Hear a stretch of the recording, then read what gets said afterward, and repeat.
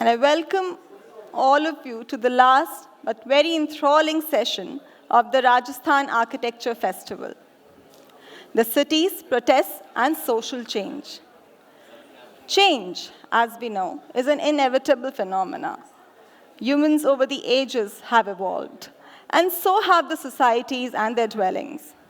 In this age of transformation, where we find change to be the only constant, the role of architects and urban designers has undoubtedly gained more impetus. I'm Sneha Arora, your host for the session. As has been the norm, I'd request everyone to turn the phones on silent mode.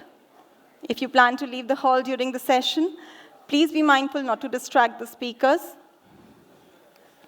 Questions from the audience will be taken up at the end of the panel discussion if time permits. The technical session will be followed by an exclusive experts speak session with Mr. Sebastian Zacharias. At the outset, I request Mr. Faizer Ali Dastagir, National Head Projects Viva Composite Panel, to declare the session open.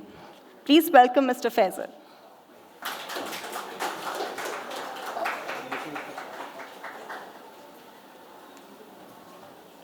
Good evening, ladies and gentlemen. It's a privilege to be here amongst all of you in the Rajasthan Architectural Festival. I am Faizer. I represent Viva Composite Panel. I'm National Head Projects. Just a brief presentation about what we do at Viva. It's actually a 20-minute presentation, but I'll try to squeeze in with 5 to 7 minutes. It's ACP, a cladding solution for modern building facades.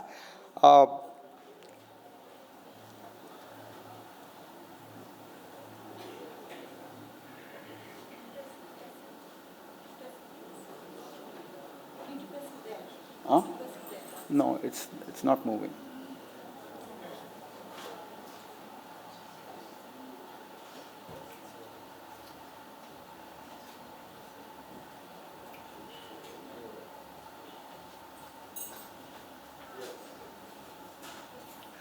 About Viva, we are a company which is into ACP for the last 2 decades. Basically, we started as an importer of ACP. Today, we are India's largest manufacturer of ACP. We make all kinds of aluminum composite panels. It's completely a Make in India company. We have a 7 million square meter per annum production capacity. So currently, that has been scaled up to around 35,000 square meter per day. We make 10 years to 30-year warranty product for exterior applications. The biggest strength of Viva is we have 500 customer service points throughout India, which is dealer distribution networks, as well as our own company warehouses. So it makes it easy for all of you to access our products and services. We make fire retardant grade, 3 classes, Class B, A2, and A2+. If you visit our stalls, my team would be very happy to explain in detail what those are. We have 7 state-of-art production lines, which is our biggest asset. We have 2 coating lines and we have 5 lamination lines. So all the products that come into the market come completely manufactured in our plant. This is a brief history of ACP. ACP basically evolved in the year 1969, and in the 1980s it started becoming an architectural product. In 1990s it's when it picked up as a product which was vividly used. It's gone through its own evolution. Basically it started at solid metallic colors. And today we see we've come a long way. If you come to our stall, we can see natural stone finishes, cotton steel inspired finishes, metallum finishes. So ACP has traveled a long way in its journey of evolution. That's resulted in the emergence of new shades and textures, basically to keep the product very interesting. Otherwise, overuse of any material makes it obsolete. So we always have this endeavor that we keep bringing out new shades and textures, understanding it from you, from the architect fraternity, what would you like to see on your facade as a material in ACP. So that's the endeavor we are all constantly doing. So this is a few of our series. This is our natural stone series. This is our metal abstract series, cotton steel inspired. This is our new metallum series, again, new textures and shades, never been seen in ACP before. This is a part which I would skip right now, just touch upon it in a very small way, basically, so that when you come to a stall, you can look it into detail. ACP had its own challenges in terms of fire being a threat to ACP because it was contributing to fire. So as manufacturers worldwide, we had to take this step to make ACP more safer. And which has now become a foolproof thing. We've got ACP that is safe, that is fire retardant, basically by adding the hydroxide, the mineral core into the core of the ACP. So that makes it fire retardant. So we have different classes of ACP. One is called the class B, which is a 70% mineral core product. We have A2, that is a 90% mineral core product. These are experiments that were conducted in the lab. I'm not able to show you due to time constraint. There's a very important thing I would like to highlight before I go further is that there is a difference between testing a product and certifying a product. Our products are certified. That means the factory is under audit from a third-party agency. The audit continues till the validity of the certification. So the agencies are basically third-party international agencies that validate the standard. So this is very important when you come to a product. So testing basically means I make a good sample and send it and get it tested, but certification is random. So this ensures that I just don't claim that I am a fire retardant manufacturer, ACP manufacturer, but I'm validated by an international standard. The standards are mentioned there, NFPA 285, EN 13501. So I request you all to please visit our stall and my team would be happy to give you more details on it. So these are a few of our certifications. I would now like to just skip very quickly to where it is all made. This is our plant in Gujarat, 2.5 hours from Mumbai. It's a state-of-the-art plant where we have a very important part is this paint mixing unit. So all the shades that you see in our range is basically formulated in-house. So we have representatives from paint manufacturers who work tandemly with us to bring out these new shades and textures. We have 2 color coating lines. This is very important. We coat all our coils up to 5 feet and above we can coat in India. We have 5 lamination lines that make different FR class products. So we've been a part of a lot of national projects of significance and also international projects we supply to Middle Eastern countries, countries in Africa.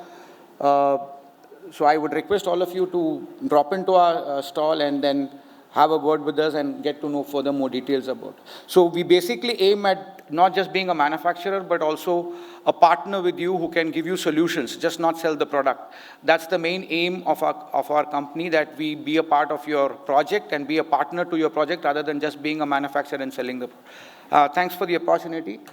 Looking forward to see you all. Thank you so much.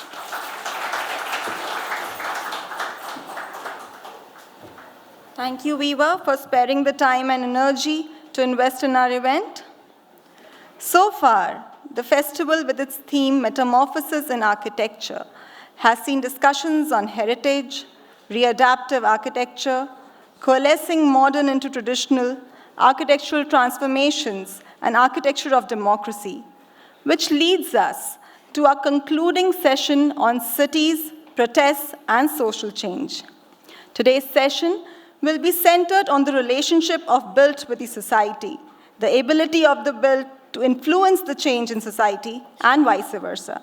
So let's see what our eminent speakers have to share on the topic. We are fortunate to have with us once again Dr. Sanjeev Vidyarthi as the moderator of the session. For the benefit of those who are listening to him for the first time, I'll quickly introduce him. Professor Vidyarthi is a senior fellow of the Great Cities Institute and the founding director of Masters in City Design program at the University of Illinois, Chicago. He specializes in urban planning and policy and has authored 5 books and many papers published around the world. Our first speaker would be architect Chun Shin. He is the principal architect and founder of CGS Architecture and Association and city architect of Cheongju City, Korea. He had been teaching as an adjunct professor at Yonsei University till 2015 for more than 20 years. He was also the city architect of Sejong Administrative City and was a member of Architectural Policy Committee in Seoul Metropolitan Government, an architectural advisor of Korea International Cooperative Agency, and master planner of National Museum Complex of Sejong Administrative City. He has received several awards. To mention a few, He received Presidential Award of Korea Architecture Award 2008, Acacia Gold Medal, Seoul Architecture Award, and Korean Architecture Award. He also worked with several professors to translate a couple of books in architecture into Korean, such as Architect's Handbook of Professional Practice and Architectural Voices. Our second speaker would be Naresh V. Narasimhan, sir. He is a practitioner and leader with over 34 years of experience in architecture and urban design. He is best known for his association with Venkataramanan Associates, an award-winning architecture firm based out of Bengaluru, which saw a meteoric rise under his leadership. In addition to his architectural practice, his contribution to urban development as an urbanist and creative entrepreneur has been far-reaching. As co-founder of Bangalore Agenda Task Force, co-founder of MOD Foundation, an international collective of urban designers and researchers and curators, and chairman of Link Innovations, an innovation and learning hub rooted in the Indo-French startup ecosystem, Mr. Naresh has fueled a variety of progressive causes in the city. He also regularly advises government agencies on infrastructure development. He studied architecture at Manipal Institute of Technology, followed by continuing education at Harvard Institute for International Development. His interests range from politics, governance, and communication strategies to cinema, art, and popular culture. Next, we'll have architect Rahul Kadri. He's a partner and principal architect at IMK Architects, an architecture and urban design practice founded in 1957 with offices in Mumbai and Bengaluru. He spent his formative years amidst lush landscapes, exploring the forests of Kumaon Himalayas while studying at Sherwood College, Nainital. This early relationship with nature infused within him a deep passion to create buildings and spaces in harmony with its natural context. In 1990s, with Kadri at its helm, IMK Architects transformed to focus its practice on social consciousness and urban ecological sensitivity. Kadri's work is widely acclaimed with multiple felicitations from the Indian Institute of Architects, an Architect of the Year award from the Times Network, and was listed among India's top architects at the Construction World and Builder Awards 2021. Most recently, IMK Architects was honored as the supreme winner, as well as the winner of the Public Building Exterior category at the 2021 Surface Design Awards, London. IMK Architects was also honored as the Best Architecture and Urban Design Practice, Western India, at the Health and Pharmaceutical Awards, UK. Additionally, the firm won the HUDCO Design Award 2021 in the New and Innovative Town Design Solutions, EcoCities category for JSW Hillside, a township in Bellary. Our last speaker for the day would be architect Sheila Prakash, an internationally acclaimed architect, urban designer, and sustainability expert.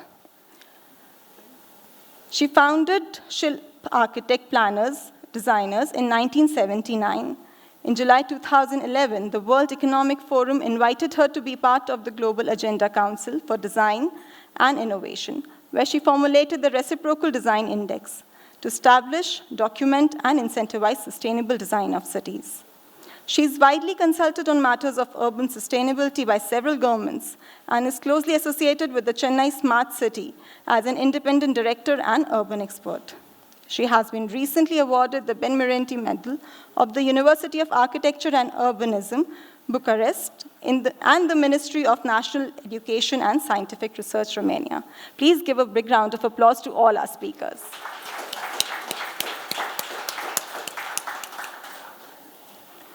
As we're aware that time is of critical essence, so I'd request all the participants to please observe a time limit, and please don't mind if I ring the bell.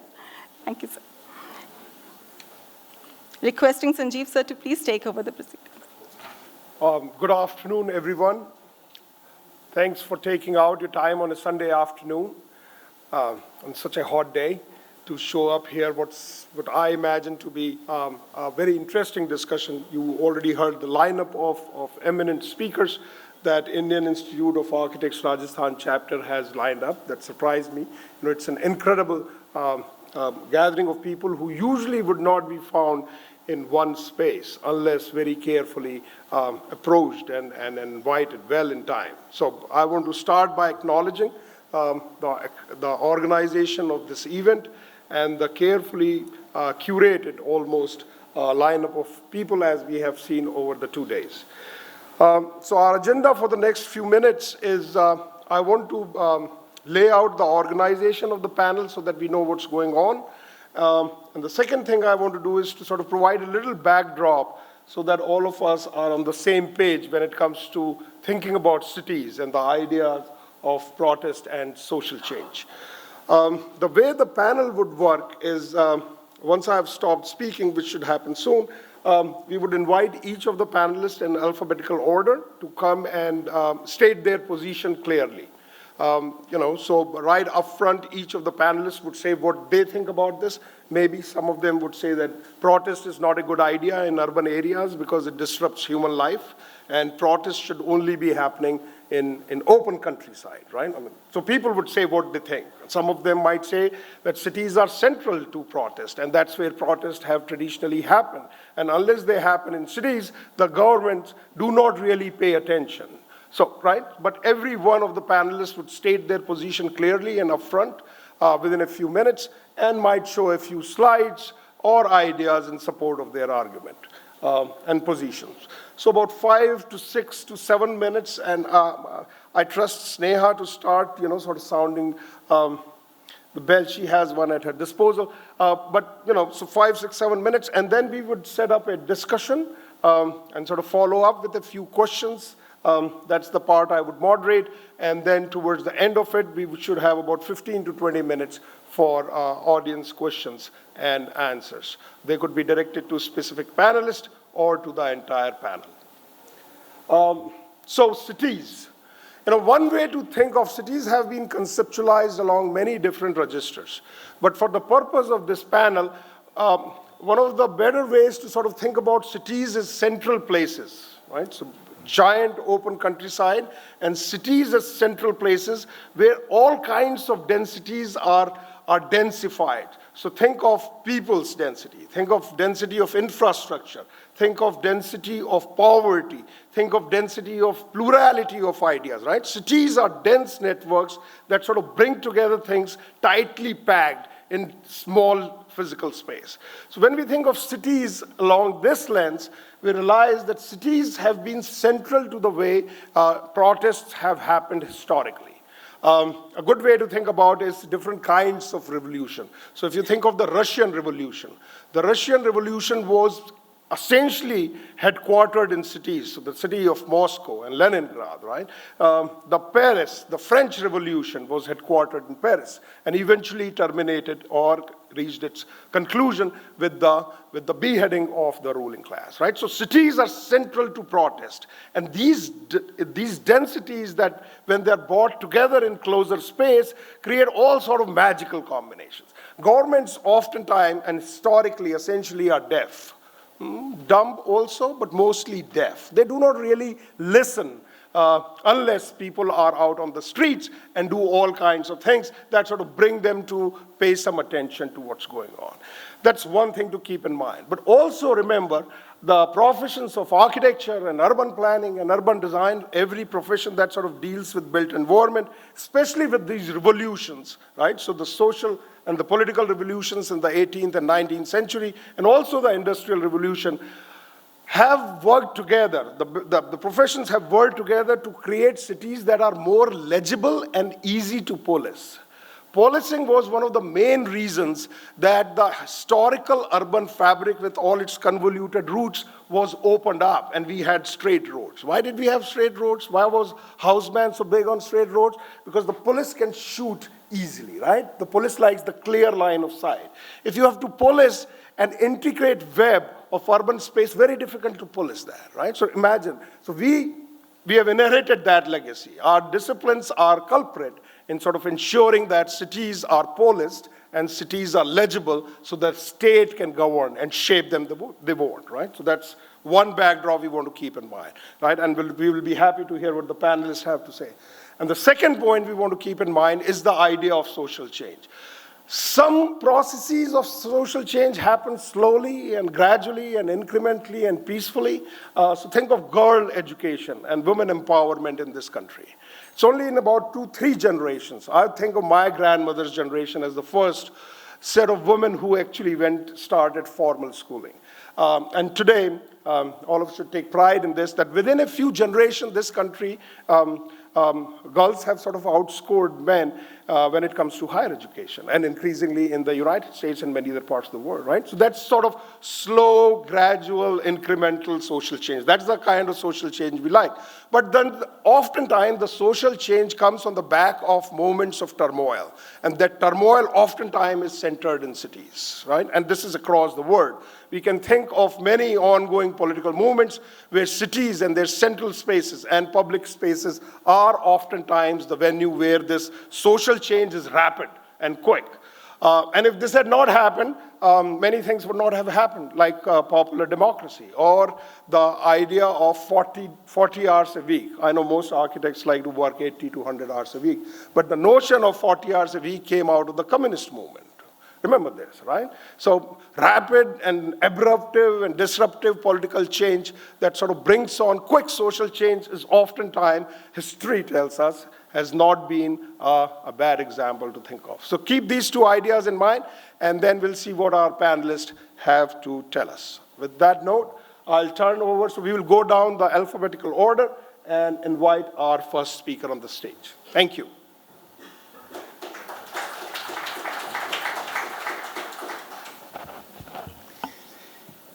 Good afternoon, everybody. This is very sleepy time for you guys. I hope I can make you awake, but I'm not sure I can do that. Given only 5 to 7 minutes, I'm not sure I can make a presentation. And I supposed to have, 10 minutes, but moderator cut down to 7 minutes. I will do my best. This is my honor and privilege to be invited to Rajasthan Architecture Festival. With so many distinguished speakers, I experienced a very excellent presentation yesterday and this morning, and I am enjoying. Also sensing that the cultural difference between India and Korea is huge, but I still enjoying the difference while I'm staying in Jaipur. Today I'll brief about the role of city architect, which is a new system in Korea, endeavoring in improving social perception of architects and also quality of public buildings. Cannot go through all details within given time, but I will do my best to give you a framework of city architect in Korea. I wonder how you know about Korea. My fellows is talking about young generation know about the K-drama, K-pop. You know Gangnam Style, right? And also BTS is big right now. Also Squid Game in Netflix is hot right now. But Korea is a very small country with population of 50 million, but now reducing population right now since last year with lowest birth rate in the world. It's kind of serious problem. And changing in Korea is really dynamic. Liberated in 1945, have a miserable war, as a Korean War called 51 to 53. And then we have 70s, we have a new village movement, a so-called Semaul movement, led by a past president. It has set up some groundstone of today's Korea. And then always we have people's demonstration against politicians. And Gwangju 518 in 1980 showed that strong power of people and make dictators step down. That's a kind of big thing. And then we really surprised to see that the younger generation gathering like this in 2002 for World Cup and cheering that national team.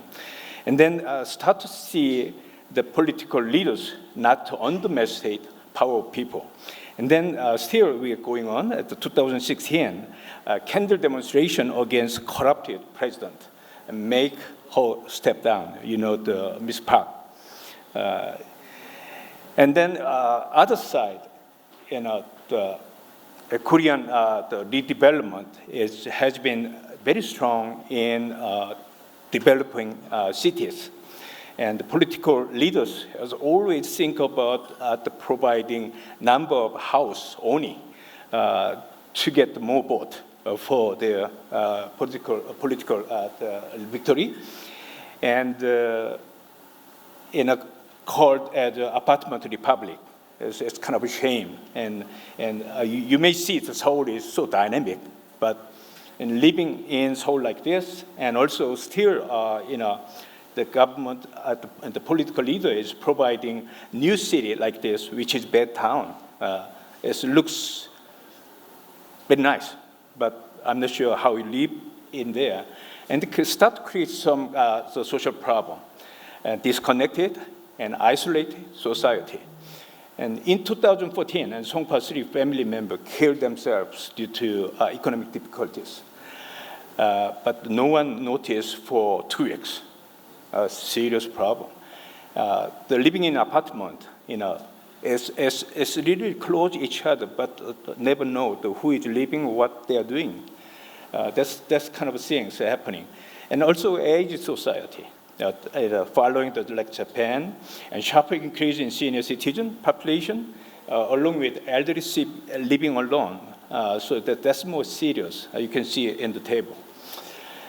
And then architect and some political leader in one way try to restore the city in a way, because when they visit European city, they see some difference between Korean city and European historical city. Then to start to set up some kind of group talks between architects and working for several years and to be able to build some new architectural law, which is architectural fundamental law in 2007. While that existing building code is only focused on physical entity of architecture. It's a thing that architecture is being considered as a physical entity, not cultural asset. And this new law provides basis of architecture policy commission and Polish public architecture system in each municipal government. That's kind of a new kind of movement in Korea. And city architect system that began at the Yeongju city, which is a very small city in the south side, but has been very successful. Then Seoul Metro government followed that, the public architect system in 2013. And I worked for Architecture Policy Commission in Seoul Metropolitan for 6 years. And now it's 30 cities and municipal government has adopted this city architect system. Let's talk about Cheongju City, which is my hometown. So that's why I'm dedicating my time and volunteering to do city architect. City architect is not full-time job. It's a part-time job and volunteering for the public service. The Cheongju City is called as the Jikji City. You can see that the typical plan, and also City of Chungbuk Provincial Government Office. And the population is 850,000. After united with Cheongwon, you can see over here in the red mark. I have to go fast. It also has 1,500 history, but the citizen doesn't enjoy what history about it. And the Jikji is the world oldest metal type invented in 1378, which is earlier than Gutenberg's one. And also you can see it's an old castle in the city. And then, the mayor started to think about it, because he is respect more cultural asset, just start to think about adopting a city architect in 2019. And I was invited as a professional advisor for Cheongju City International Design Competition. And now I'm working as a city architect and working with 30 public architects 15 local architects and 15 from Seoul, because they have more experience. And like a city architect to be recognized as the deputy mayor or the mayor, working with the public architect and supported by city council, and had 4 key activities like that. Oops, I have only hop through. Since Cheongju City Hall International Design Competition, I changed it. At the second 2-stage design competition from 1-stage design competition to open up design competition to the more architect and to be more architectural festival. And the winner was the Sonata, based in Hong Kong. And I'm managing the public, the building deliberative committee is actually the manipulating all that design competition. Now, all public building has to go through design competition. That is a good thing. And you can see that all the outputs of design competition, I've been able to manage about more than 20 design competition for all the public, small and big, the projects. Also, the Public Architect Steering Committee, working with a public architect, is doing all matters in public building the delivery system. Also, managing spatial environmental strategic plan, which coordinate with the urban plan. And actually, as an architect, I look at more detail in three-dimensional space. I'm not sure that we have urban planner here, but seems to me like a city planning is based on two-dimensional basis. And as an architect, we look at more three-dimensional space and to look at some potential public projects from the recessed area of Cheongju City. So actually, I'm looking at some downtown area for the phase 1, and the second phase 2 is combining for original city centers. And also, I'm providing some 3D image and the small model of the city and to open up to citizens. The citizens come to the city hall and see what's going on their own city. Doing a lot of the apartment development is going on right now. And also through that the spatial environmental strategic plan, set up some specific the project, potential project for the future in short term, like 20 around it. And then also working with the public architect, and I talk about like a local architect. I have to strengthen their ability to design. So I also put more interest for their community. So I'm asking them to generate a public interest map, which want to create 10-minute community. So it's communities gathering to make a better connected society. And also, this is examples they are generating. And also, I'm as a city architect, I try to, excavate some potential public project, very small project. I'm not really focusing on the bigger project because and everybody notice bigger projects is important, but smaller public buildings is next to you is more important, like a community center or children's care center. Senior facilities are very close to citizens, which are more important to have better quality. So I'm working around it whenever I have time, and then dig out some potential projects. And the first project I did for the Central Park of Cheongju, the Central Park is a historical park, but elderly people are gathering there and gambling and drinking, and so the younger generation cannot go there and enjoy. That's a problem. So I suggest to mayor to have a very small project. One is toilet remodeling project done by Seoul public architect, and very nicely is working with the historical asset behind it, and also student design competition for the pavilion. So we select like a the student team and make pavilion, let them make pavilion and stay. about 2 months. So the citizens come in and enjoy. This is the last one. Let me finish it. So the agency, the architect, it's trying to work with the resident, and also at the top, working with mayor and also policymakers, and also in the middle, so working with the public architect. Want to make in a 10-minute community like this, and as this is whole map, as all white is a community center. We have 424 community centers. Probably this is about 320 community center. It's like a star in the sky. You can imagine that star is connected in our mind, right? So it's changing our city from mega city to meta city, which is better connected. That's what we are doing it. Okay, thank you very much. Too long. So let's welcome on stage architect Naresh V. Narasimhan.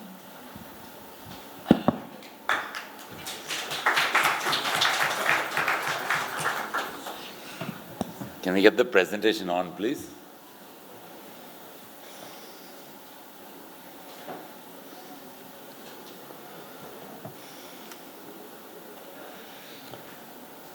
Can you widen it? Full screen. Okay, I'm sorry, everything is going to look slightly crunched. Okay. When I was asked to speak on cities, protest and social change, I have been involved with the city of Bangalore's civic government as well as various citizen-led initiatives for the past 25 years now or more. And about some years ago, I started saying that there's no point. Architects, we think we rule the world, but nobody else thinks so. Nobody will give us access to the source code, but we can change the planet if they do. So I said this has got to stop, and if architects don't get involved in cities, then who is going to do it? So I want you to just walk all of you through a short presentation on the history of, cities have always been the crucible of protest movements and of social change. And today, more and more, even if there are small minorities in Indian cities, their numbers actually constitute a big enough constituent of the city to be able to actually make a change. Yeah. How do I operate this? Okay. All right.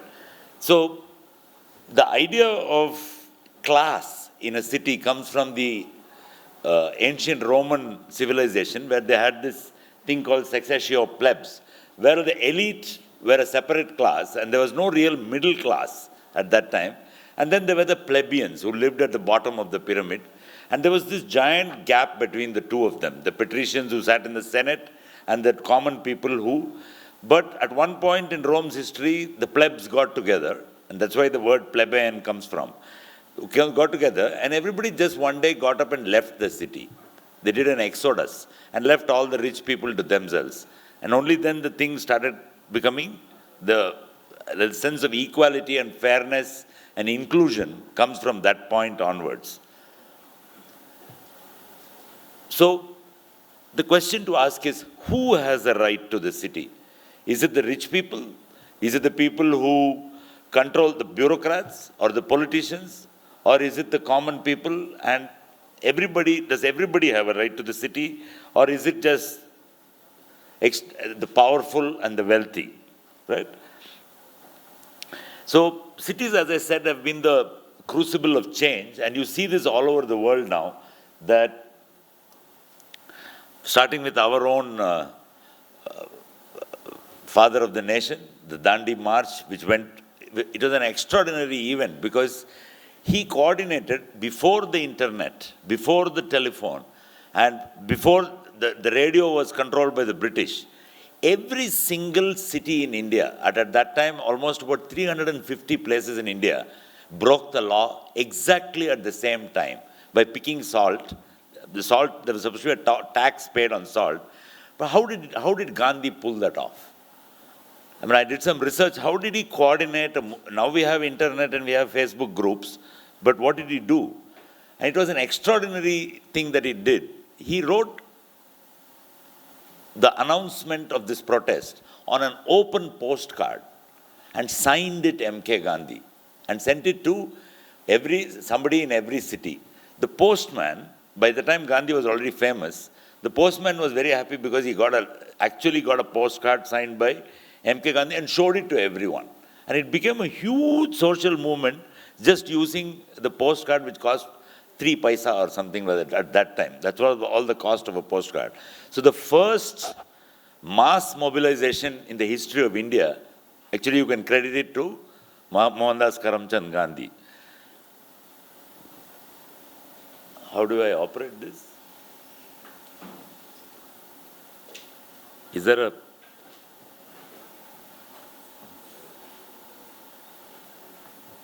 Maybe switch it on and off or something.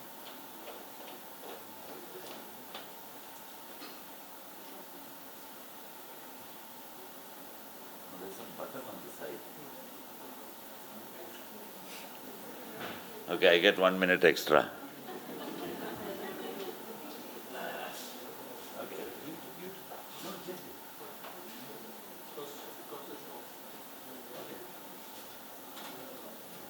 No, it's not working. Make it go forward, you make it go backwards. Do you have another one?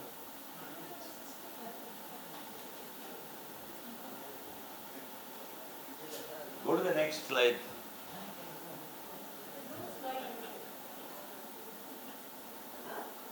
You mean there are 3? Can I repair this? Can somebody else talk? I can come back.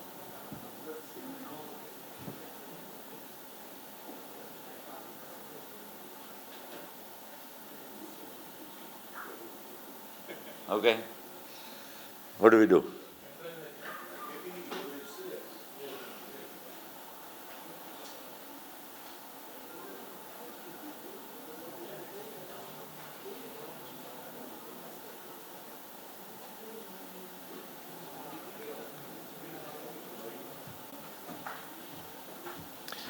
Welcome on stage, architect Rahul Kadri. Thank you. So firstly, I think it's been absolutely outstanding and wonderful for all of us to be here.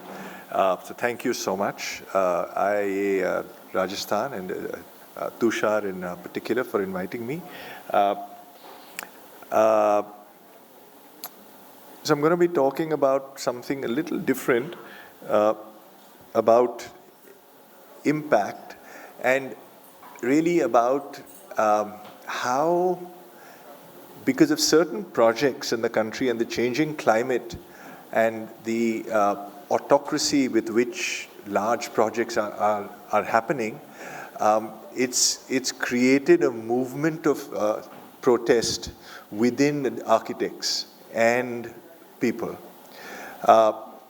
And I think it's led us to introspect a lot of what Narasimhan was saying, and if we can learn from the South African, the Korean model, I think that model is amazing, and I'm sure we'd want to learn more about it, how it works exactly.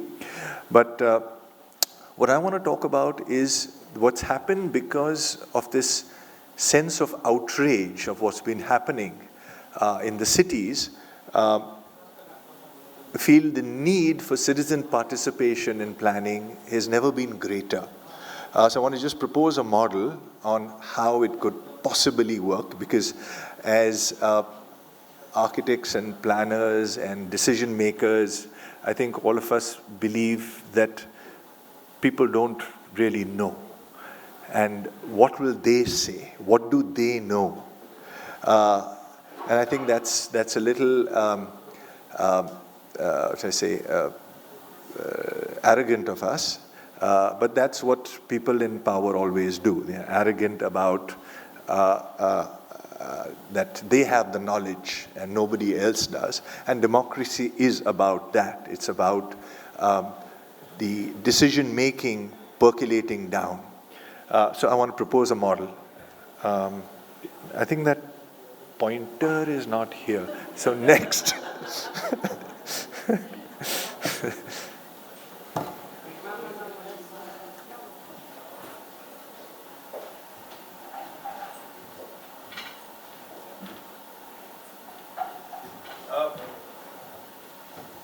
So I think these are some of the projects that have created the outrage. Ahmedabad has one, Delhi has one, Mumbai has one, and these are projects that have really created an outrage in all of us and brought us together in protest. So I feel citizens' participation as a democratic planning process really would strengthen our social fabric. I think it could be an experiment, if in nothing else, in having us talk to each other. In modern cities, the way they're configured and planned and the way our lives are, we don't know our neighbors. We don't talk to our neighbors. In Mumbai in particular, there's people living in high-rises and people living in slums, cheek by jowl, but they don't talk to each other at all. It's always them. On either side, it's them. And we villainize each other. So besides building the city, dealing with accessibility issues, I think community spaces and creating a sense of shared identity would be a byproduct of this. Sorry. Am I going forwards, backwards? So we've spoken about these iconic projects have really brought us together in protest. So I've kind of thought through what could be the steps for citizen participation. So step one would be workshops with citizens to articulate what they actually want. Because, people living in a neighborhood actually know what they need. There's no planner who can presume what people need in the neighborhood. No matter how intelligent you are, no matter how good your system for gathering data is, you will never know as much as the people living there. So actually talking to citizens, finding out what they really want. And if few of these projects, even one project can happen in a year, you can imagine in 20 years, 20 projects can happen. So real, true improvement on the ground can happen based on what people really want. And at least in Bombay, we know that the municipal corporation just wastes money. You'll see some new railing coming up, and then next year they'll rip it open, and then another new railing will come. It's like, what is this money being spent on? And I'm sure this is the same all over. So citizen workshops, prioritize the projects. Once they're prioritized, because you can't do everything, we don't have money for everything, so we prioritize them based on, okay, this year, this is the most important thing we will do. Then the government develops a brief for it based on what the citizens want, and then holds a competition for the project. So the government has kind of caught on to the idea of a competition. So, but what is it based on? Who gives the brief? Who designs the brief? Who really wants the project? So that's why, competition really comes at the end of a 3-month process, rather than starting with the competition imagined by someone. And then after the competition, it's the known route: select the design, tender, and execute. So the most important things to ask is, who are the stakeholders for the project? What are their needs and aspirations? Mumbai, we've got the largest chunk of land now, the eastern waterfront, 800 acres of land. And so there's a new master plan, but the consultative process of who is it for? What do the people living there and people living around really want? So there is always levels of stakeholders, but in this case, nobody has been spoken to. And that's the case in most of the projects in the city. Citizens are not a part of the process. So who is it for? What are their needs and aspirations? And what is the order of importance of these features? So identification of the stakeholders would be, people already living there, people living in the adjacent areas, and probably the rest of the city, depending on the scale of the project. You'd have to identify who the stakeholders are. And if we could have the Korean model where there is a city architect or even an architect of the ward initiating the project, I think that could be an added thing. So, a ward in Mumbai is rather large. So I thought it should be broken up into neighborhoods of 5-minute walk. I mean, they spoke about 10-minute walk, but 5-minute walk neighborhoods. And those neighborhoods kind of meet, develop their ideas, see what needs to be done within the neighborhood, and propose things. There could be a process. So we in our office use Scrum a lot. So all the stakeholders meet, they brainstorm on what their highest aspirations are. After you brainstorm, you focus on what the highest aspirations are. So you use the 80-20 principle. 20% of the features give you 80% of the value. So you want to identify which are the improvements you want to do that's going to have the maximum benefit. You're going to get the maximum happiness for the neighborhood. So the utilitarian principle. And then review it as you go. So you can have a master list made for a decade, and then maybe after a year or two, you review it. Are we doing what we still need, or have things changed? And then you have a feedback mechanisms. So citizens briefing meetings initially to start with, some of this is written into our codes. Is that the second or the third? 2 minutes left, 1 minute left? No time left? Okay. So then you have the competition, right? And then it happens. Next thing, sorry, I'm just going to very quickly touch upon this, is 50% of people in Mumbai live in slums.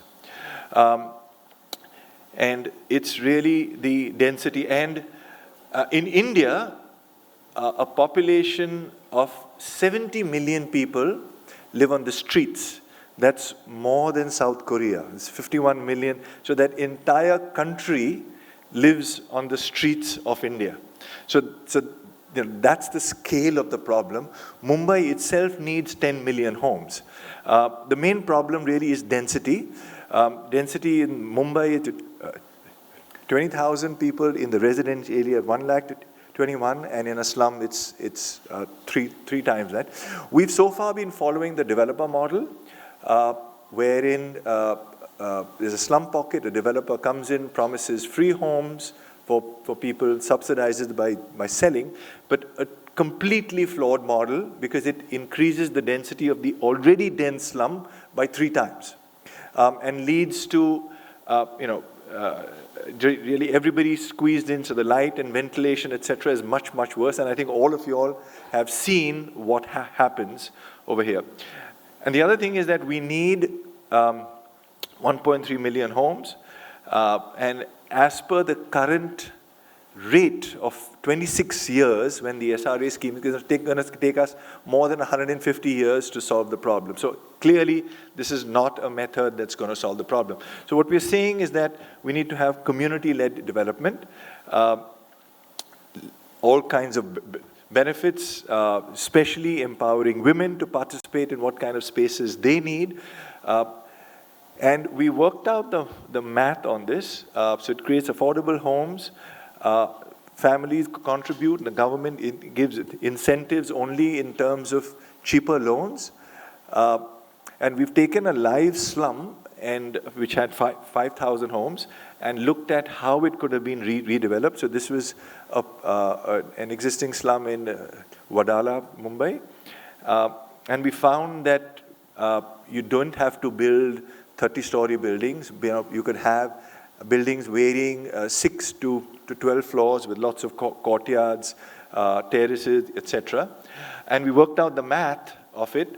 And just to say it very short, when you work out the math of it, where each household gets a loan and contributes 5,000 a month for 30 years, this project can happen, and you actually can create a surplus. we sell 10% of these homes, and these are also affordable homes. This is not homes then for the rich, it's for the same class of people. Sell those also at a highly subsidized rate. Even then, this is a very profitable project, so, and you can create a surplus. Yeah, so this is just the math saying that. That's it. Thank you. Once again, we have architect Naresh, sir. Fingers crossed. It's working. I hope so. All right. So let me just flip through the first three parts. Okay. I think we stopped here, right? Okay. My notes. I'm sorry.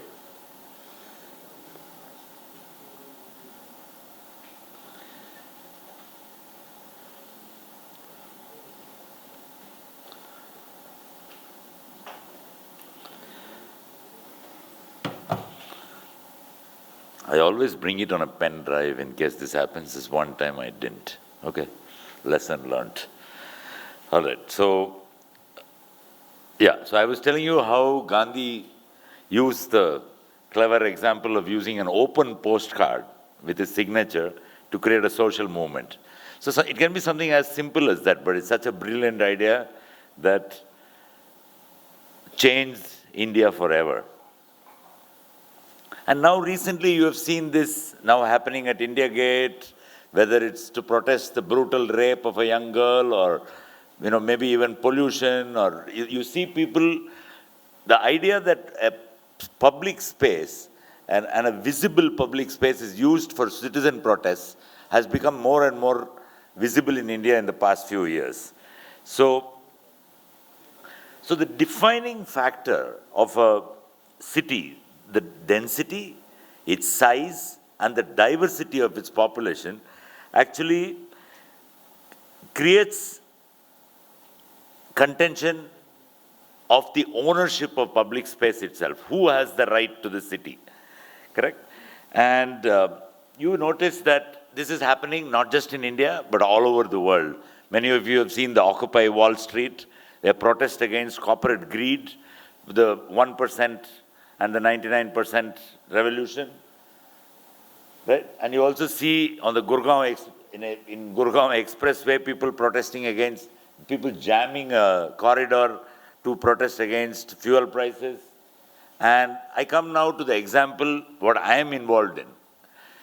About 7 years ago, the government of Karnataka, you see, that's one, I hope, with no offense to any engineers here, but I feel that Indian cities are run by a cabal of transportation engineers, vested bureaucrats, and corrupt politicians, which is a tremendous nexus, which works with a contractor-led projects. And they keep putting flyovers and horrible public infrastructure, grey infrastructure, and destroying the city.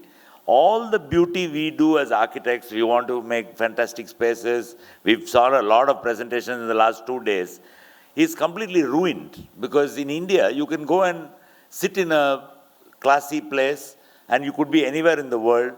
And all you do is step out on the out of your compound onto the main road and your foot goes straight into a ditch with running sewage in it. This happens outside a 5-star hotel. Why is it that we cannot make our outdoors as good as our indoors? Our indoors in India are now sometimes 11 on 10.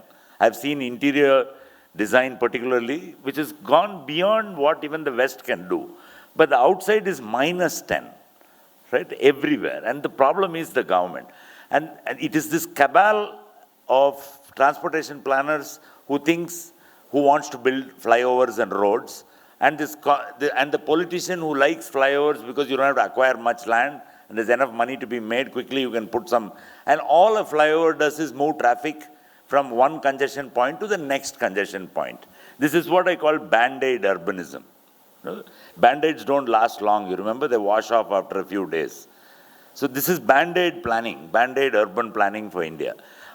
And in the Karnataka government, in its, I wouldn't say in its wisdom, wanted to put a 10-kilometer long flyover in the most scenic drive of Bangalore. The most scenic drive of Bangalore is from the center to the new airport. It's a beautiful drive with a lot of trees and big open spaces. And they wanted to put this super ugly flyover in the middle. And they, for some reason, and to my luck, they called it the steel flyover. And I just said, change the damn spelling. It's S-T-E-A-L. You're stealing the city from us and stealing money. It's not this thing. So and the other strange thing about Bangalore is it's such a cosmopolitan place. It's the only city in India where you don't have to know the local language. You can speak Tamil, you can speak Urdu, you can speak Hindi, you can speak English, and if you like, you can speak Kannada.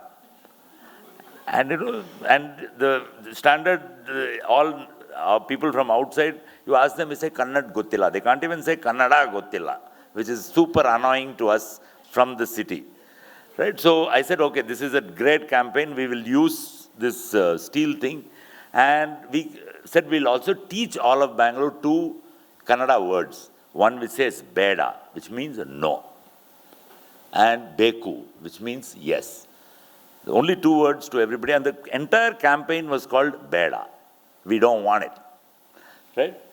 And Bangalore is a strange city. See what Jawaharlal Nehru said in 1962. He said every Indian city, like today we saw a lot of heritage and all that, it reminds you of the past.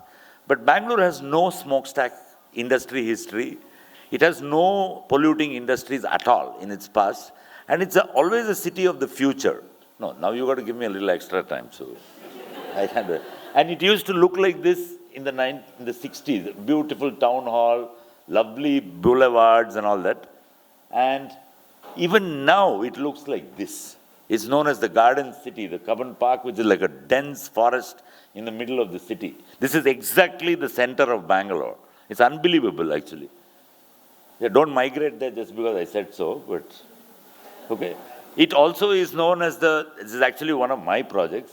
It's actually it's not so much the buildings. I started getting involved in a lot of how to create public spaces that are inclusive to everybody. And there was a big pushback many years ago against this gated community.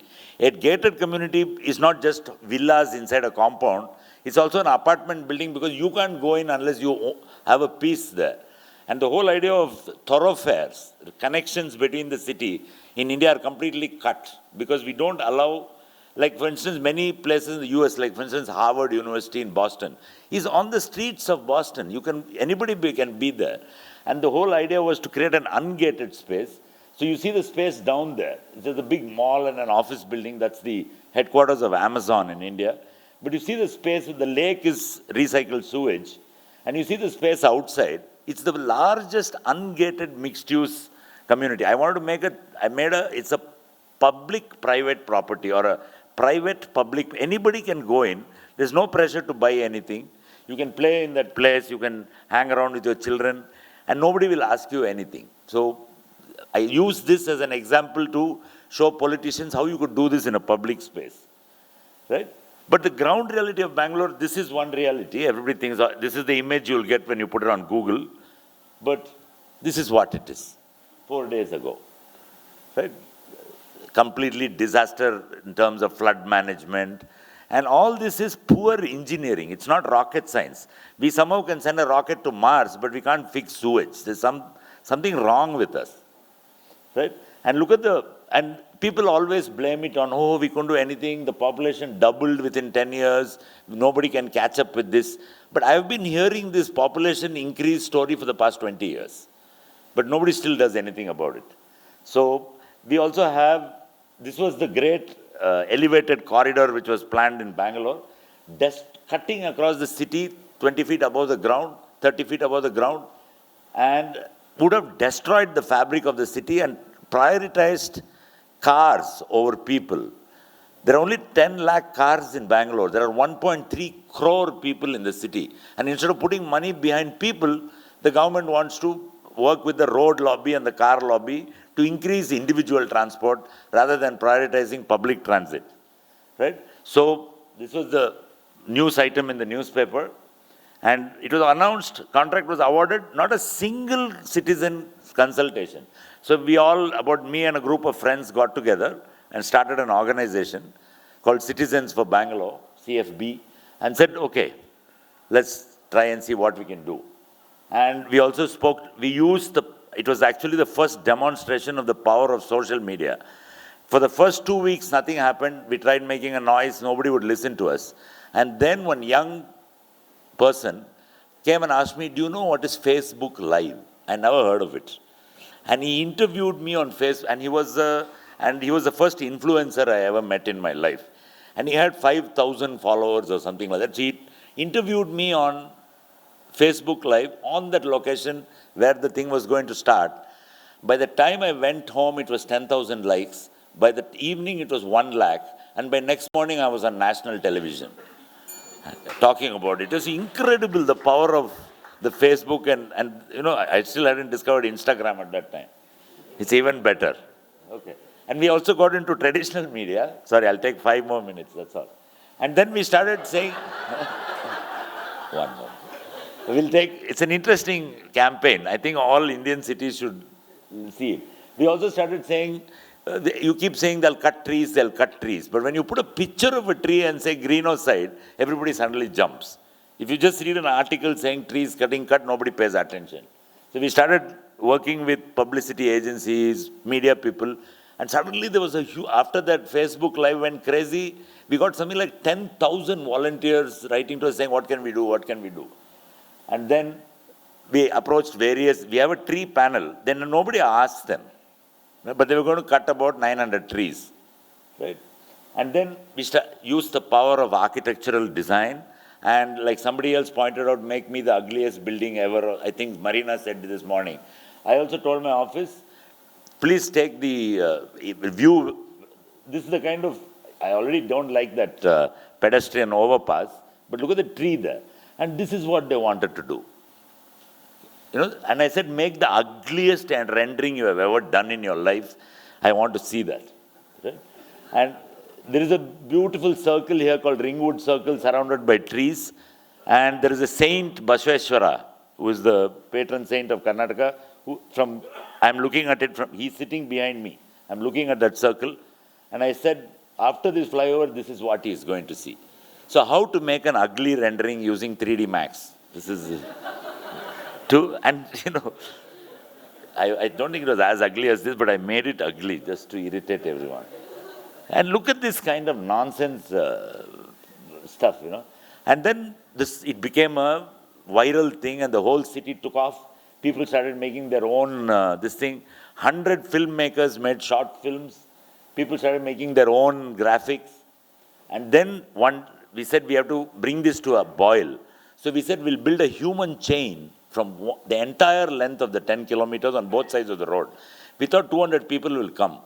Some 12,000 people turned up. It's like look at that. It's like all the judges came, all the citizens came, all the children came.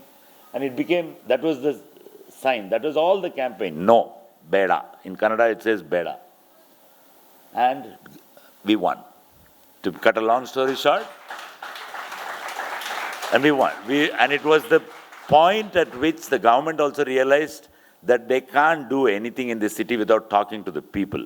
And they've tried it multiple times after that, but that's got nipped in the bud even before it became anything, right? So I'll come to the end. So what makes a city? The city is what I call wrong spelling. It's a Gordian knot. A Gordian knot is something which cannot be untied. And when Alexander the Great was asked to unravel the Gordian knot, he tried, it didn't work, so he took out his sword and cut it in half, and it unraveled on its own. So sometimes you have to do that, take some kind of action in a city with what seems to be an intractable problem and just cut the damn thing in half, right? So and I also don't understand why we use Western planning principles to plan Indian cities. We still hear terms called CBD. This is the rotten fossil fuel idea of America, where all the office buildings are in one place and everybody lives in some suburb. And at that time, when they thought petrol would go on forever, and drive 50 kilometers to work every day. In India is a mixed-use country. Right next to your office, there will be a house. Behind your office, there'll be a market. That is the strength of India. Why do we think that we have to take some fossil fuel era idea from America and use these terms are embedded into Indian planning law. And I've been now fighting saying remove all of it. And India already has an organizing principle for cities And it has ancient textbooks. This is the 13th century textbook. All of you know Vastu, and all of us are annoyed with Vastu. But there is a town planning text called Samarangana Sutradhara from the 13th. We've forgotten everything, right? And we also know the Panchabhutas or the Panchatattvas, the space, air, energy, water, earth. All we have to do is add technology to this and put a metric on each one. How much open space? How clean will be your air? What are your sources of energy? What kind of water do you want to drink and how much? And how do we overall look at the Prithvi as our mother and not as something to exploit? So I'll end with this slide. Cities often become a theater of global transformation. The moment you come together and define a collective agenda, and of course use Facebook and Instagram nowadays, I think that we can change our cities, and architects should take over from engineers and from this cabal of people who actually think they can run our cities. Thank you.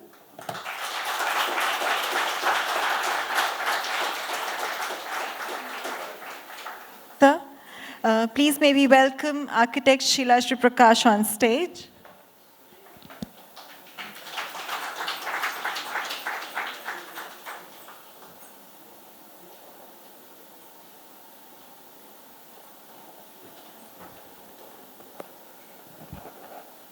Good evening. Thank you, IIA Rajasthan, for having me here.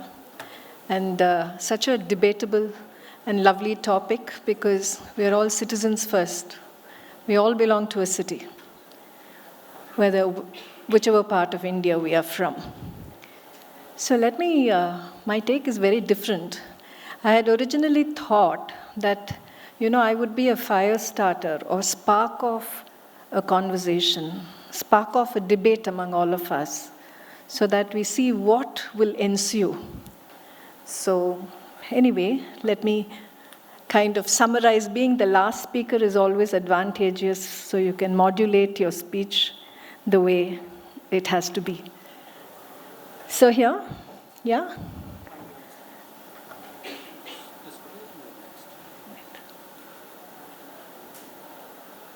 Here goes.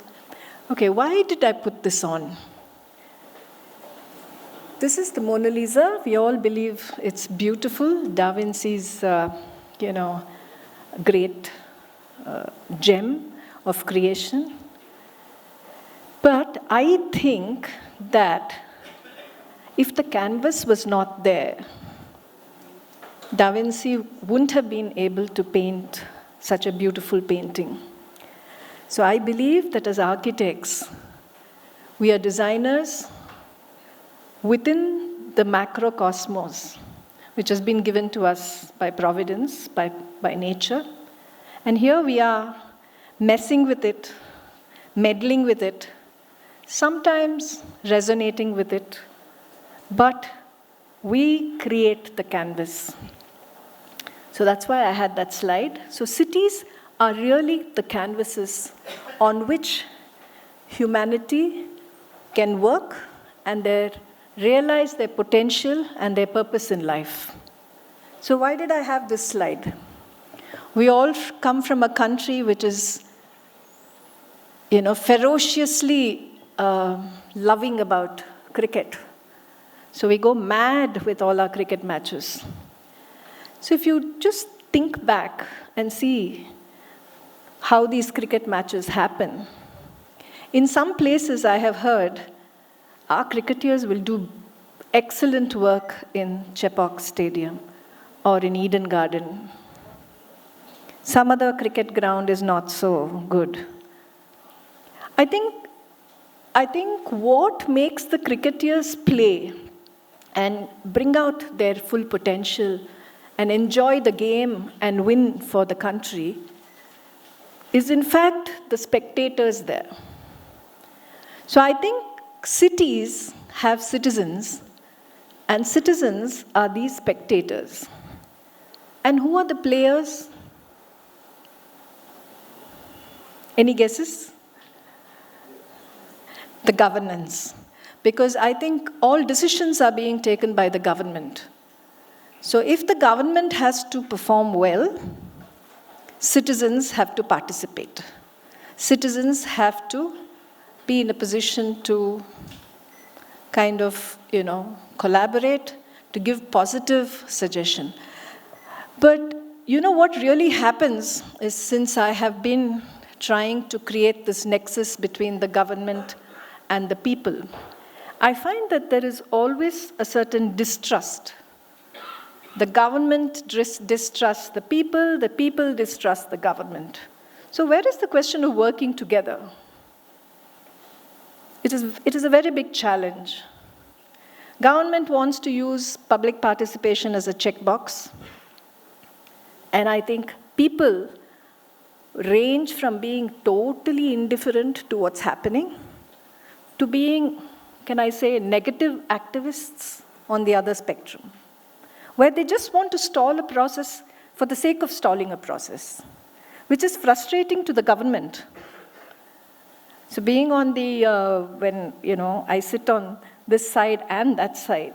So, when I sit on the smart city, I find that the bureaucrats are really, terrified about people.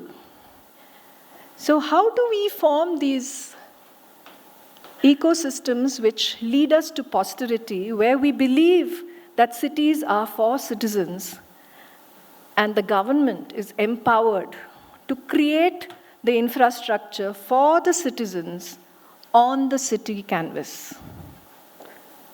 So I think that is completely missing.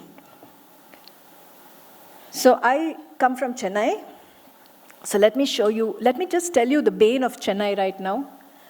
So this was the Buckingham Canal. We have two rivers. We depend on water by the rains, the water that comes off from the Western Ghats, which flows east, the remnants of whatever is taken by Bangalore and other cities. So, we depend on a lot of wetlands for, our groundwater storage. So this was the Buckingham Canal, which was a beautiful waterway connecting two rivers. But that is the status of Buckingham Canal right now. So who is to blame? Government? Yes, definitely. There's no enforcement, there's no cleanliness, there's no maintenance. People? Yes. Because we contribute to the filth and we just don't care. And then we say there are mosquitoes, it's stinky, all kinds of things. So this is a building, the Higginbotham's building on Mount Road. And can you see the Higginbotham's building on Mount Road? Sorry. I've gone back now. How do I go back? Yeah. So there you can see the Higginbotham's building, and then you can see the crowd, and you can see how Mount Road has become an amorphous mass of concrete. No guidelines, buildings, vying with each other for supremacy, for aesthetic appeal, and it's absolute chaos. So who's responsible? Again, government and people. This was the harbor, that is the fishing harbor now. That is again because people have moved into Chennai, and the number of people from the villages, the exodus from the villages coming into the cities, is there in any city in search of a better livelihood? So that is what happens. This was the Pallikaranai marsh. We believe in wetlands, and it was a beautiful marshland, which is now full of garbage. So the government has started dumping all the garbage into that area. So this is our temple in Mylapore, which is a very sacred. One thing about all these cities I have noticed is that they were all small, beautiful villages. And these villages had very intrinsic strengths. See, Mylapore had the temple, had art around it, had their Kanjivaram saris, their coffee. You just imagine the way I'm saying it. It's a lovely, lovely place with music, performances, and, simple life. Whereas the town area was commerce, was the harbor, was trade, and then we had Triplicane, and then we had Purusvakam, we had Adyar. So we had, these little villages, all separate and, thriving and throbbing with their own character. And then what happened? The city happened. So they were all brought together and made into one conglomerate with absolutely no. So we are not proud of our strengths. So as long as people are not proud or don't own their cities, how would you expect them to contribute to the city? More so because today you have people from other states and other countries coming in who hardly feel for the city. So if there isn't an ambience which is conducive to this feeling of ownership, you cannot collaborate or you cannot contribute positively. This is our beach, Marina Beach, and this is how it is. Licenses have been given for all these stalls, so there is a horse ride, there is, everybody, there are plastic chairs, there's plastic strewn all over the place. Fine, you need all that. But in what way? How should it be regulated? What is enforcement? In our government, in our departments, they have budgets for planning, but they don't have budgets or staff for enforcement. This is again our the OMR. These are the kinds of buildings that come up. The housing at the back, and that's the TCS headquarters. Individually, lovely spaces, but together, chaos. This is on OMR, so we like to emulate Western countries and Western peers and are not bothered about our cardinal points. We want glassy, glitzy buildings, but our air conditioning should work. So you use reflective glass. So it's reflecting the whole street on the building. So not enough to have chaos on the road, you're having chaos on the vertical surface. Is that what the builder required? Is that what we need? So now, last 2 slides. So cities are continuously growing in size. Even for a site, an individual site, we do a bearing capacity, you do a capacity study, you say that this much density, this much is the infrastructure, this is the water available. For a city, what do? It grows endlessly. It grows along all the national highways. Then it has inadequate infrastructure, it has inadequate planning, and it has enforcement challenges. So this is what is facing our cities today. And as far as protest goes, protest is, I can only see it between citizens and governance. But I'm very proud to say that Madras had a lovely protest recently for the Jallikattu issue. I don't know if you all followed that, but it was such a peaceful, lovely protest where all the citizens sat on the beach with a candle. I have never seen that, till the politicians came and instigated some mischief, right? So this is what we are in terms of protest. So social change. So what is the social change that you need? You need first to trust. You need to believe that you're a part of the humanity and that we are all part of humanity and therefore we should share. And though we belong to each other, the world belongs to us, just as the world belongs to the government. Accountability, it's absolutely zilch. You stay in a place, you spit on the place, you dirty the place, and you get out. That cannot go on. Responsibility, yes, as a fraternity, I think we are really responsible.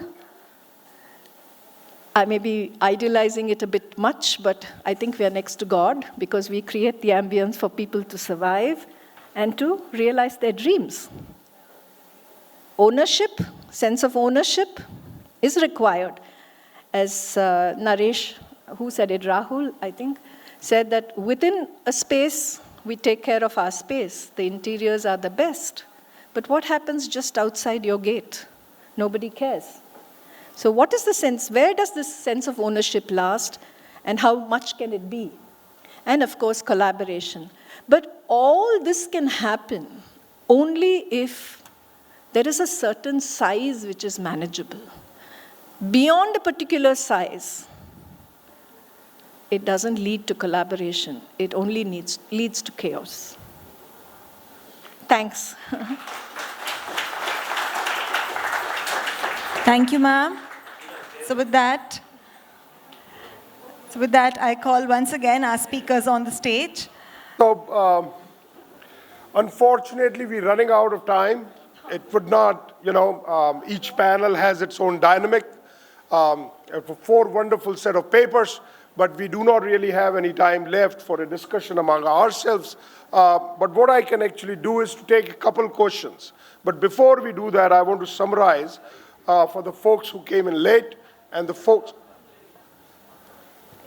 We have till 5. No, we started 3:15. I kept a track. We can either share or we can just have, order a la carte. That's fine. It worked out great. So we had 4 excellent papers, sort of covering different geographies, different sizes of cities, and different kinds of issues. And the interesting bit was that, both social change and the kind of protests that have taken place were central to it. So Chun started by talking about role of public architects, which I thought was a very interesting idea, promoting progressive civic spaces. Naresh then turned our attention to architects leading civic activism. Kind of rare, architects sort of do many other things, but not really lead civic activism. So I thought that was a fantastic presentation, describing how he himself sort of played that role. And then Rahul turned attention towards a model approach and steps for centering citizen participation in place-based civic improvement projects. And Sheila finally brought us home, bridging divides, promoting civic pride for making better places. So with that note, that sort of summarizes what the 4 papers did for us. I'm happy to take a couple questions. All right. Reena. I would like to ask Rahul the question. What I saw in Udaipur, where public participation was there for UID, SSMT and city development projects, was that obviously you can't get the whole city together. So you get different sets of groups of people. So one of the aspects was what was to be done to the water bodies in the city. And what I saw as part of my research was that the hotelier's livelihood depends on the lakes. The marble quarrying which happens, which destroys the catchment of the lake, their livelihood is dependent or... Let's get to the question, Reena. Yeah. So dhobis and fishermen, they're all different sets of people, but they have different political clout. And therefore, the participation process gets skewed. How do you rectify that? That is question number 1. And question number 2 is that until or unless there is a accountability that this person is responsible if this does not happen, and if it doesn't happen in so much time, then also the public participation process fails. So how do you think we should, kind of deal with that?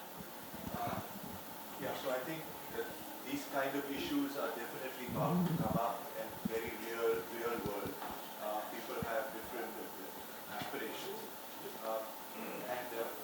that working? Can you hear me?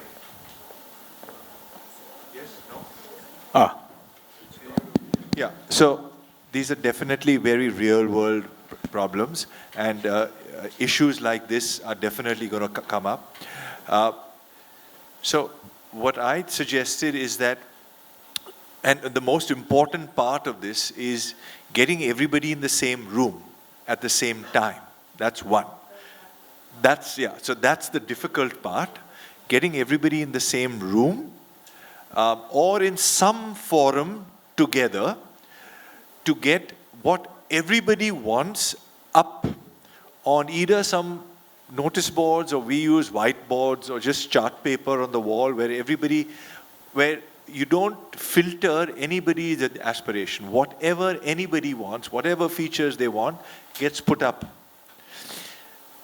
So once everybody feels heard, that my point of view is up there, that's when the democratic process comes in, wherein everybody doesn't get a vote, everybody gets to vote on how important that particular feature is. You go down the list of each of the features and everybody gives a number.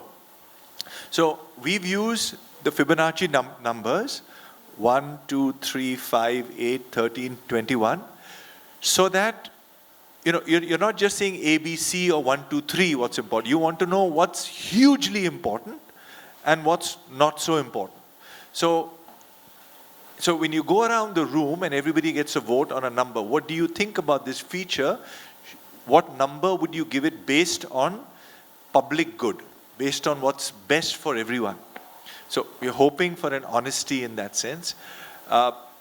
So you'll often get the similar number but there are times when you'll get very varied numbers. Someone will say 34 and someone will say 3. So it's only when there's a big difference in the numbers is there a discussion. Why are you saying 34 and why are you saying 13? So you have that discussion there so that different points of view are heard and known. And then after the discussion is over, you have a revote to see if anybody has changed their mind. If it's still a contentious thing, then it's really put aside. That there's no consensus on this particular thing, so we will not be prioritizing this.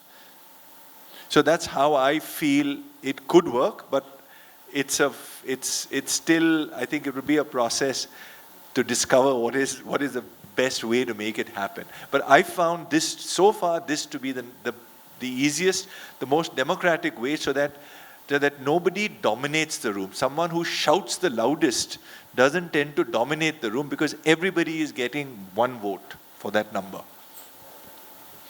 Thanks, Rahul. Yes. I'm Jiten Singh. I'll just see most of our population is busy for their own livelihood. They are motivated, or they are instigated rather, to do some kind of protest. And there's a leader and there's a cadre to bring in those number of people from A place, B place, or maybe 10 number places. So probably architects need to develop that kind of thing so that we look after the cities and see that they develop in proper direction. We are not doing it, actually. We are confined to our own places and not doing much of it. Yes, please. Can I say something here? Actually, I run a foundation, and I have this enlistment of marshals. So, every locality, every road has a marshal. So, the marshal is the representative of people on that road. And he's a very unbiased, person who just passes on the information. So, you know how all these medical vaccine trials are also so skewed, because they do it only on a 25, a group of 25, group of 50. So how is it even commensurate with the number of people? So you have these marshals spread all over the city. That is why I said size is very important. So when you have a particular handleable size and you have n number of marshals, then you can take their opinion as the collective opinion of the people at large. No. I'll put it in one line what she said. Yeah. There's a phenomenon all over the world among politicians, and some of them are called mass leaders, right? And they don't need to provide beer or biryani. If they call, 5 to 10 lakh people will come for a public meeting, just if one of these guys, and our current bosses are all like that. There is a certain quality about certain people. But what people forget is they're called mass leaders because they listen to the masses. So don't do it alone. If you have a problem, go with 50 people. Immediately the fellow will listen to you. So I've seen this happen again and again. If all of us are trying to do individual stuff, it won't work. You do mass leaders, listen to the masses. So take 50 people with you to start. And it's very easy to get 50 people. Call 10 people and say, please bring one friend. And that friend has to bring one friend. So it's Fibonacci number. In no time, you'll have 200 people. It's much easier to narrate than practice it. Thank you. Yeah, we said 2 questions, right? Any more? The best, I guess, would be at this stage, we move over to the facilitations.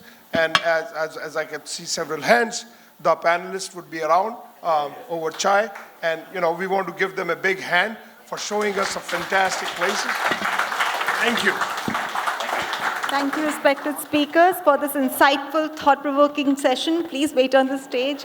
For a small token of thanks, to present the token, I invite Architect Rajendra Mantri, sir, and Architect Mahesh Khatri, sir. Please step on the stage to honor the speakers, sir.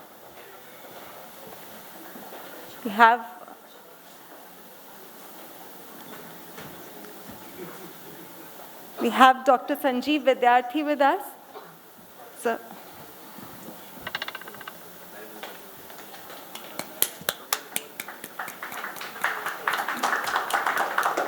Architect Sheila Shri Prakash.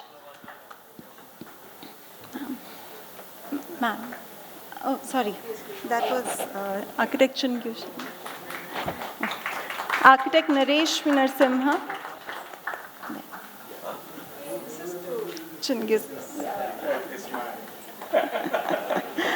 Architect Chun Shin. Please. Come on stage.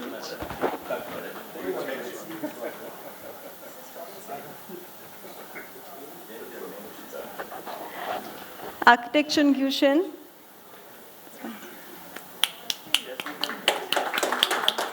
Architect Rahul Kadri.